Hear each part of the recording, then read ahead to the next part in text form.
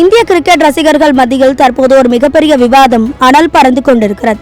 அது இந்திய அணியின் ஜாம்பவான்களான ரோஹித் சர்மா மற்றும் விராட் கோலியின் எதிர்காலம் பற்றியதுதான். குறிப்பாக ரோஹித் சர்மா இந்த இங்கிலாந்து தொடரோடு ஓய்வு பெற போகிறார் என்ற வதந்திகள் காற்று தீயாய் பரவி வரும் நிலையில் இந்திய அணியின் நட்சத்திர சுழற்பந்து வீச்சாளர் ரவிச்சந்திரன் அஸ்வின் முன்வைத்துள்ள ஒரு அதிரடி கருத்து ஒட்டுமொத்த கிரிக்கெட் உலகையும் திரும்பி பார்க்க வைத்துள்ளது. ரோஹித் மற்றும் விராட் கோலியை யாராலும் அவ்வளவு எளிதில் தொட்டுவிட முடியாது என்று அஸ்வின் மிக துணிச்சலாக பேசியிருப்பது இப்போது பேசுபொருளாகியுள்ளது.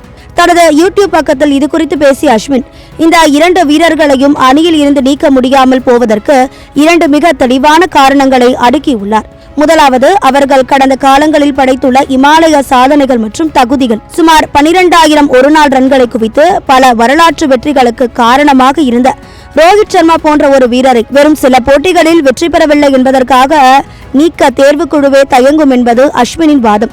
அவர்களின் அனுபவமும் இக்கட்டான சூழலில் அணியை காக்கும் திறனும் அவர்களுக்கு ஒரு மிகப்பெரிய கவசமாக உள்ளது. அஸ்வின் முன்வைத்த இரண்டாவது காரணம் மிகவும் சுவாரஸ்யமானது. அதுதான் அவர்களுக்கு பின்னால் இருக்கும் மாபெரும் ரசிகர் பட்டாளம்.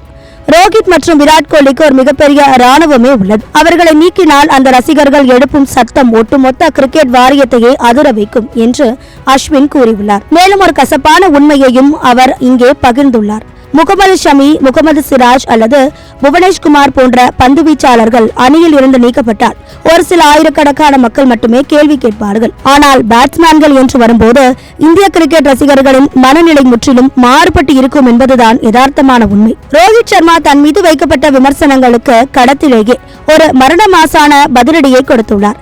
2027 உலகக்கோப்பையில் ரோஹித்திற்கு இடமில்லை என்ற செய்திகள் கசிந்த நிலையில் இங்கிலாந்துக்கு எதிரான 3வது ஒருநாள் போட்டி லார்ட்ஸ் மைதானத்தில் 138 ரன்களை விளாசி தள்ளினார்.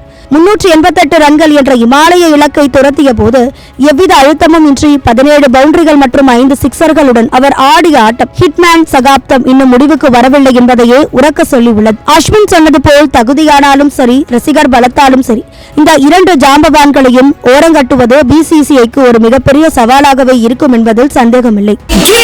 அதிரடி ஆடி சேல் 70% வரை தள்ளுபடி. இது நம்ம ஃபேமிலி.